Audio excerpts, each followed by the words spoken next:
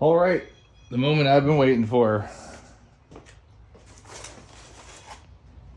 I've always wanted an alphabet cam for a Ford when I was younger. You know, the E303, the F303, the BOB, or B303, or whatever, the X303. So, for the boat application, I did a little bit of research, and it seems like the E303 cam would make a really good marine cam, believe it or not. I even asked around, and they said it doesn't sound bad, so I figured, what the fuck? I'll give it a try, you know?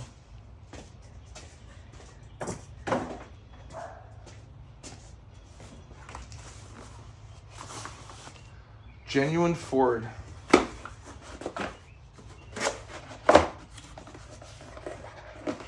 at that broomstick. Love it. So,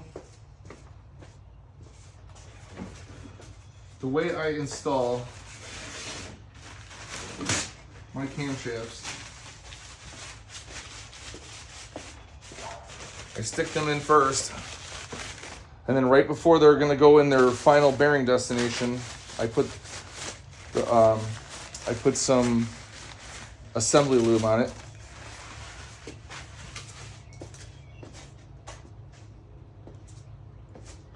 Just a per cam.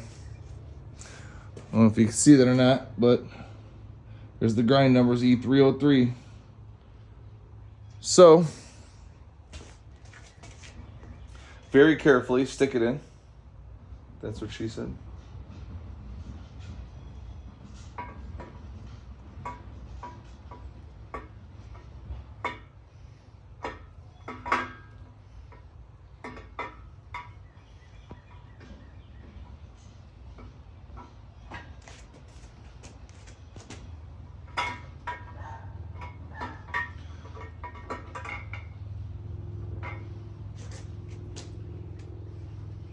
Come on, baby.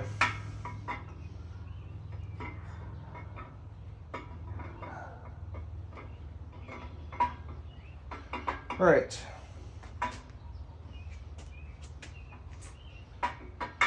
Verify it fits in the bearings.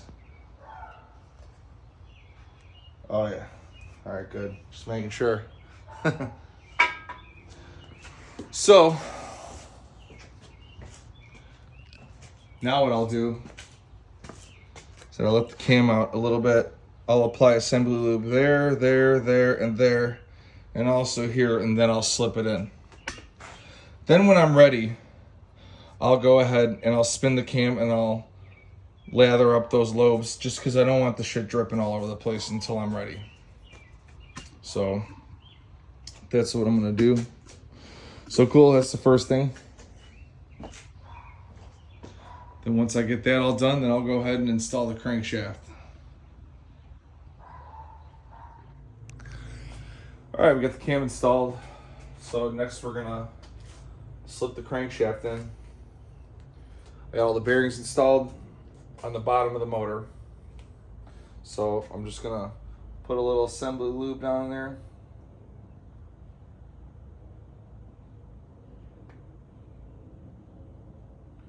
Yummy. Yeah, you know, just get it on there. All right, can't be too sparing with this stuff. You can use it up. Use it up. I'll schmoo it around a little bit. On the thrust bearing, I'll put a little on the sides too, just for the heck of it. Just probably for startup measures. I'll be checking the thrust end play on this motor too, just because it's a used block. This block was in my '87 Mustang for years, and I beat the living turd out of that thing. I was amazed the engine was in as good a shape as it was internally when I took it apart. So, I don't know. So with my fully resurfaced crankshaft, we're gonna go ahead and drop this in here very carefully.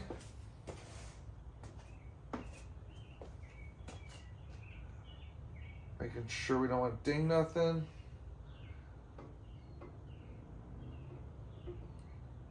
Go.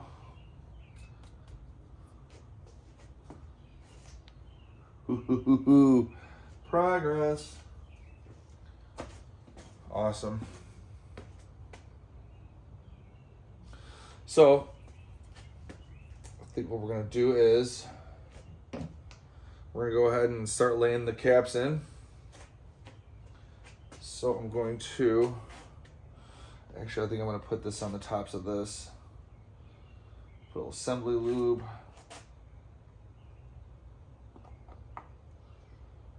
All up in there.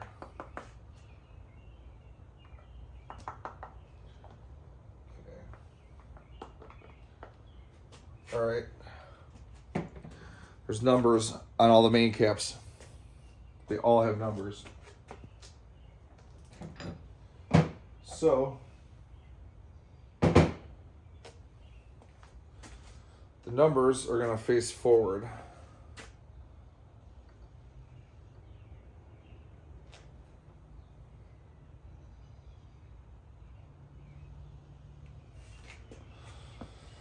So then you just go ahead and install them. 1, 2, 3, 4, and then you got the end cap. So I'm going to go ahead and get these installed, and then we'll get back. Okay, so something I forgot to do. I forgot to put the studs in for the girdle.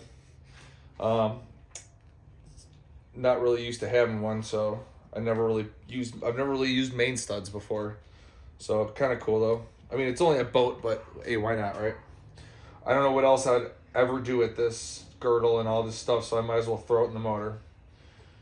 And then yeah, so I do remember though from this girdle and the oil pump, I had to grind clearance for the oil pump to fit, and then I had to shorten one of these studs, and I have there's a 12-point nut for this one, but that's the only one. So I'm just kind of doing these as I go, just so I don't have a bunch of shit taken apart. So I'll just go ahead and keep putting these in, and then I'll start the main stud installation, or the the main cap installation. All right, so I got the girdle on. I just got the bolts snugged down.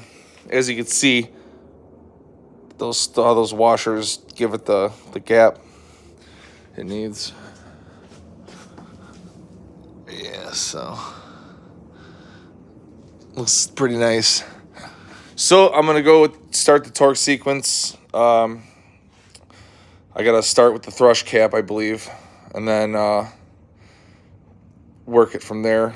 And then I'll, I don't know, I'm debating if I'm even gonna check the thrush end play. I don't know.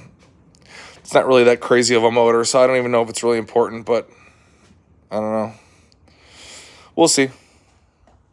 Okay, so this is gonna be my take 2 on this, because I could not find my 1/2-inch 12-point socket, but now I have found it. So I snugged every bolt to about 2 pounds, somewhere around there. So it's 1, 2, 3, 4, 5, 6, 7, 8, 9, 10. So I've done all that. So now I'm down to here. Just a snuggeroo. All right, and then we come back, and then I'll finish the middle here. Just give it a little snuggeroo.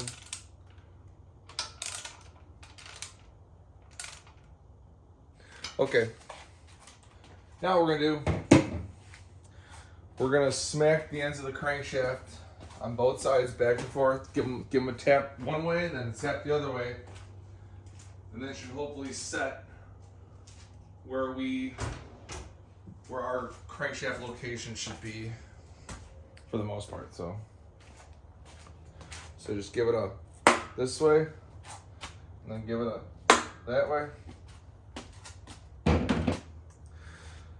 Now we just go ahead and start torquing. We'll do it in 3 increments. We'll do it, let's see, we'll go 20, 45, and 75. Let's do that. So, hold on, I gotta lower my wrench here. All right, I'm gonna start at 20, yeah, it's 25 pounds. I'll start at. Let's see here.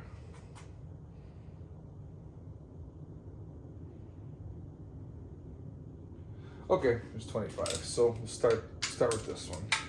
This will be number 1.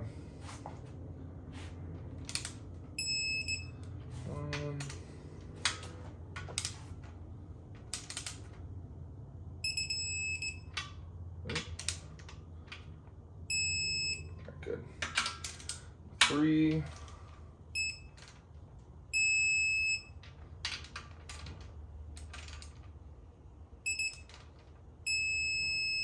All right.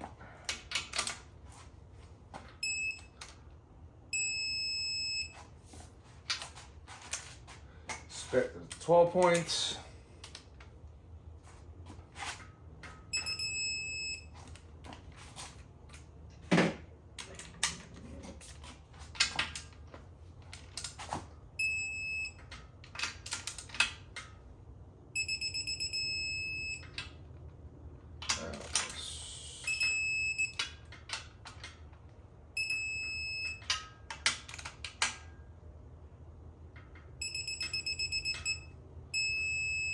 All right.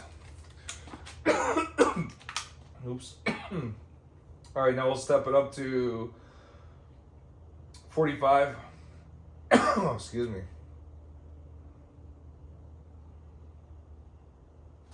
Same thing. Oh, what am I doing? What up?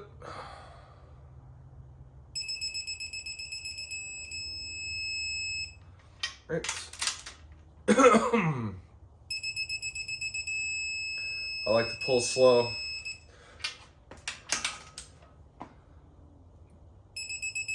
Especially on the final torques. So it gets a little more accurate. Just the bolt stretches, all that stuff. Alright.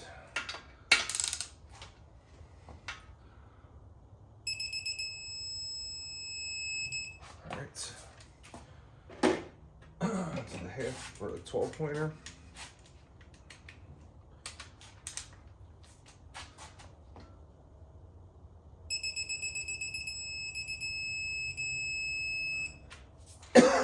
Oh boy.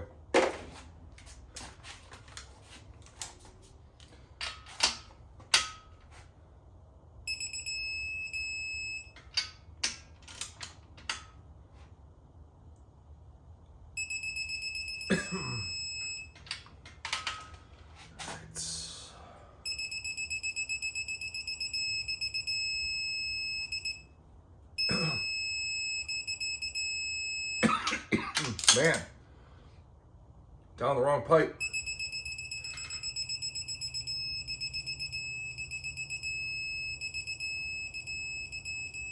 All right, that'll work now.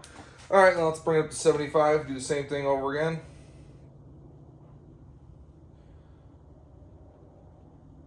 And then we should be good.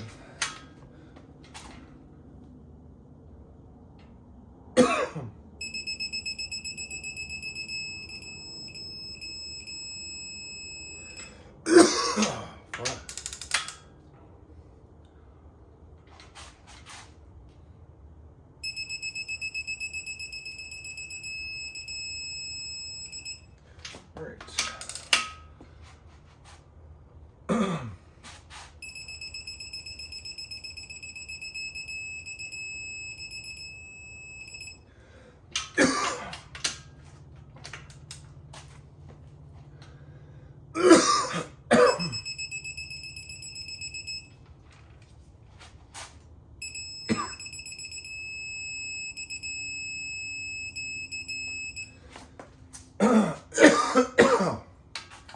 Man,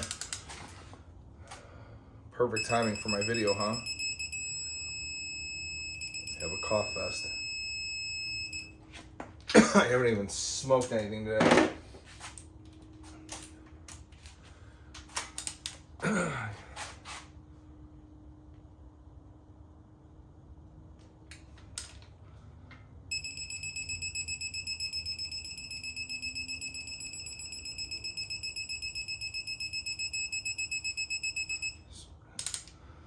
Come on, stay tight.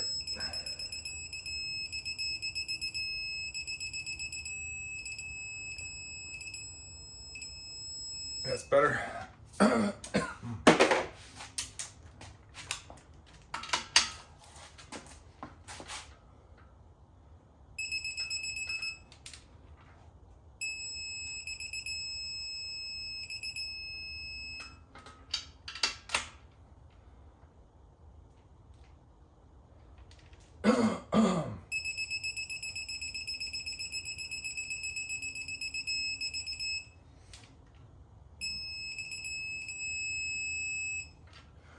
Ready? Home stretch.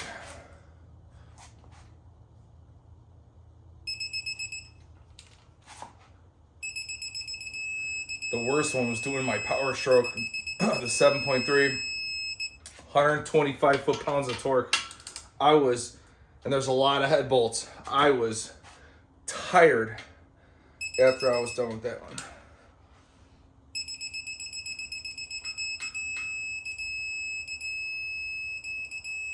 All right, that's gonna do it. All right, so hopefully, look at that. Beautiful spinner.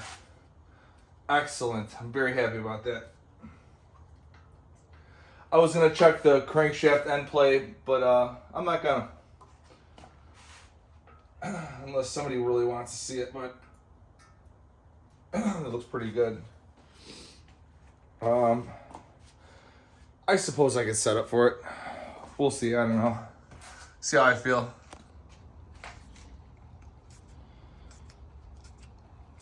I just gotta put the pistons in.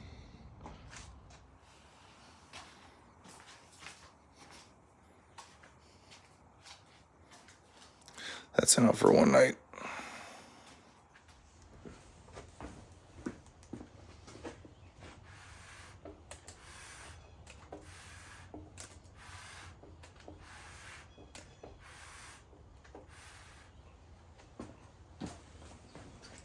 So here's the moment of truth. Here's cylinder 7. You can see how it's all shiny and gunky with oil compared to these. These are just flat black.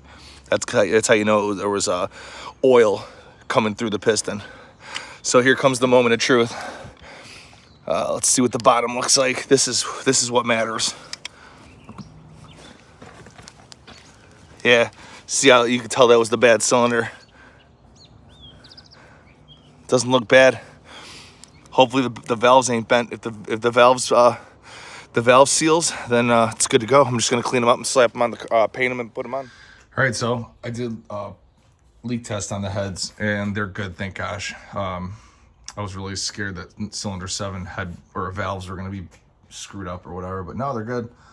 So I just gave them a little bit of a solvent bath. I'm gonna go ahead and remove all the rocker arms, and then I'm going to give them another bath with some Spray 9, rinse them down, let them dry, and then I'm gonna get them prepped and painted.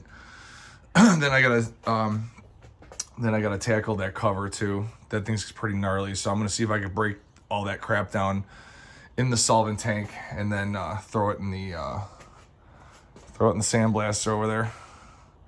So we'll see. I'm gonna have to cover up some shit. My dust collector works pretty good though, so as long as I cover everything, we're okay. So just nothing airborne. I put the vacuum cleaner outside too, so that's good. I got a freaking mess here right now. I cannot wait to get this project done because this project and the Redneck Limo project is really taking up my garage. So I work on Harley Davidsons on the side, and I don't even have room to work on my own. So I got to get this done ASAP. Plus, I want to get on the river for the summer, so I'm going to keep trucking away at this. So I'm doing a leak test to see if the valves leak. This is my bad cylinder. So if that goes down at all, I got to redo the valve. So let's hope not. Remember, fingers crossed. My roller rockers, high perf shit. One thing you gotta do with these 302s is the lower bolts they have thread sealant on them. Otherwise, you could possibly have a serious problem. So don't forget that. And then put the Moly lube on the top ones. All right, so we got a little bit of, or quite a bit of improvements since the last time I was out here. Got the heads on, valve trains in. I got the lifters I was waiting for. My timing chain, and it's advanced. I have it advanced 4 degrees. Hopefully it gives you a little bit more low end torque. We'll see how much, but I don't know. I think every little bit will help, or we'll see. I don't know. Yeah, so I got to run out to the store right now, get some more RTV, so I can do the undersides of these. Put a bead around there. Put the fat bead there. Never use those cork gaskets they give you. every time they freaking leak. Every time. I never had one work out for me. So yeah, just put a big fat bead of the Great Stuff or RTV or whatever you like to use. Yeah, so aside from that, got my valve covers. I took the baffles out, I cleaned them. I'm gonna sandblast them, then I'm gonna repaint them black, and then these fins are gonna be red to kind of match the motor. I like fancy motors. So yeah, so I gotta do that tonight, and then I got the timing chain cover. I gotta blast that, get that all done. So now, in the 60s 302s, they had a 3-bolt. See the 3-bolt pulleys and for the harmonic balancer. Well, this is a high output from '87, so it's a roller motor. Well, I got a new balancer for it because I figured, hey, why not? While I'm there, 4 bolts. I was like, you gotta be kidding me. So I had to do some research to find a double groove pulley, and that would actually work because this is actually 5/8 taller. So the pulley I did find is actually 5/8 smaller, so that's good. It's gonna work out. So I'm just waiting for that to come in the mail, and then but yeah, this motor is gonna be ready to drop like probably by this evening. So, but I mean, I'm not gonna be doing it this evening, but I'm gonna go ahead in the boat probably maybe later and start disconnecting the bell housing and figuring out my logistics on how to get the thing out. My neighbor's got a small little backhoe for his concrete business, and we're gonna pull it out with that. So that's gonna be a huge help. Yeah, so let's see if I can get some. Next move will be paint valve covers, intake, get the intake on up to the carb, get the distributor in on time, put the valve covers on, front cover, and then I can't put the oil pan on until the old one comes out, so because I can't get it out. So stay tuned. Okay, I was doing some sandblasting and stuff, but my sandblaster stopped working, so I don't know. I'm not in the mood. So I had to do a little clearancing on the old oil pump. Well, the new old oil pump. She's a brand new unit, standard duty. Don't ever put a frickin' high flow pump in your car. It's dumb. It's the worst thing you can do. But yeah, see the stud for the girdle's in the way, and then the girdle itself. So I just had to clearance out a few things. A little nip there, a little nip. So nip. So yeah, I'm gonna get that all going. I gotta install the new tube. I gotta modify the pickup tube to go in there. I'll put the rod in, all that stuff, and then yeah. So let me see if I can get this all going. All right, everybody, I got some lovely news. The oil pan don't fit. The freaking girdle hits it right here. Great. There's another set. My oil pickup tube came. Guess what? It's too freaking tall.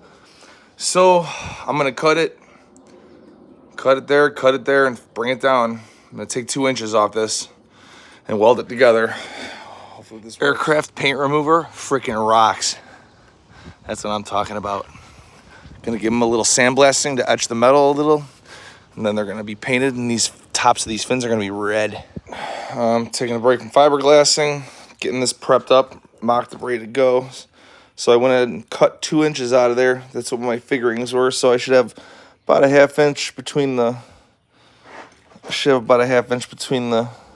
bottom of the pan and this. So I think I'm happy with that. I'm gonna roll with it. I'm gonna see if I can get that tacked up and give her a weld. Right. I think I got the angle correct. So give it some tack welds, get it on there, and then I'll go ahead and buzz it all up. Ladies and gentlemen, we have overcome the barrier. Oh my gosh, this is such a relief. I am so ecstatic right now. I'm gonna have this motor finished and ready tonight to go in the boat tomorrow morning. I have a little more fiberglass work to do before it gets dark out, so I'm gonna go back to the fiberglassing for right now, so I can concentrate on getting this finished and ready for tomorrow. I am so excited. Okay, so now what I'm doing here, I gotta install the exhaust manifold temporarily. so I can custom fit my dipstick tube. See, the 73 motor, the dipstick tube went into the oil pan. Well, here's that. Here's the dipstick. And so obviously it would have to go really far in to make that happen. So I'm going to install that. This little tab mounts on the exhaust manifold. So I'm going to mount that in the exhaust manifold, get a ballpark of where I need to cut this tube. And then I'm going to install it, cut it, install it. And I want to see where this edge of the dipstick ends up in the oil pan. And then I can kind of gauge by this. How close to the bottom of the pan it'll be. And also, too, when I fill the motor, I'm going to fill it with exactly 5 quarts. And then I'm going to put the dipstick in and see how accurate it is. And if it's not accurate, I'm going to just make a mark on the dipstick. So I think that'll be fine. So I bought a new set of valve covers last year because I had the normal tin ones, and they're all warped and messed up. So they didn't seal really well. So I bought these cast valve covers, the ones that I used the aircraft paint remover on earlier. So these things were all black. And obviously you can see that's what happened with the paint. And they painted the inside of the valve cover, so that's pretty dumb. So I'm gonna strip all that out tomorrow. I'm not doing it tonight, I'm getting tired. So we're starting to lose daylight. And we've been having Canadian forest fires. Damn Canadians. So yeah, it's been pretty smoggy out lately, so the air quality is kind of crap. But anyway, back to this. So these valve covers, they were too tall. A lot taller than the factory valve covers, and they would bang into the exhaust manifold. So my solution was a header flange that was, I think, 3/8 thick. So I had to really hunt these down a little bit. So yeah, so I had an idea. Well, I'll just sandwich this in here, and that might give me the ample room I need, and it sure did. But what sucks is if I have to take the valve cover off, I got to take the freaking exhaust manifold off, which isn't the end of the world, but because I don't use exhaust gaskets, I just use RTV. So I use the high temp RTV. Works good. And so I guess it isn't the end of the world, but so it'll be a little time consuming on the river if I have to do this, but hopefully not. So I'm gonna go ahead and temporarily install that and get this measured. I'm dying laughing because I didn't realize it until now that the dipstick's on the opposite side of the freaking motor. So I grabbed the wrong manifold, and when I went to put it up, I'm like, wait a minute, what's going on here? And then I looked at the front of the engine, and I'm like, wait a minute, this ain't right. So I don't know. I hope this works. If not, I'm seriously going to put 5 quarts of oil in it and plug the freaking hole. I'm going fucking boating. These drive me nuts how they're indented in there. If your wrench is just a little too thick or these aren't completely centered perfectly, then your wrench doesn't fit in there very well. I had that happen when I first took this thing apart. These used to be like a pea green color. It was really gross. This whole motor was pretty disgusting. I don't know. Everyone always asks me, why do you make the motors look so pretty? Because I like to, okay? Who doesn't like a pretty motor? Well, at least any gearhead, I don't know. Who likes dirty ass engines? I don't know. I want to see what my, if you're gonna go that far, you might as well make the motor a work of art. It's kind of the most important thing, I think, but I don't know. All right, got a M20 by 1.5 plug for the old stupid hole. I got my drain valve in for my oil. Put that in, so that's good to go. Dipstick tube's done. All that stuff. Now I just gotta get that last bolt on right there. Or the nut, rather. Which, here we go. There's that. Sweet. Tighten that up. Get the gasket on, and we can pour some oil in this baby, and I can get the oil prime going. She's ready for oil and priming, so we're going to use the old Rotella T4 for the break-in. As Derek from Vice Grip Garage would say, it's got all the vitamins and dinosaurs a motor needs. So, yeah, I'm going to funnel it down into the head there. Actually, no, I think I'm just going to dump it right down in the distributor pert. And then get a drill on it and see how she floats. All right, now I'm priming the oil system. We're already getting some oil shooting up, so that's good. Just got to keep working it, get all the air out. Got to hold it various centers possible. I don't have one of those cool tools, so I just wing it,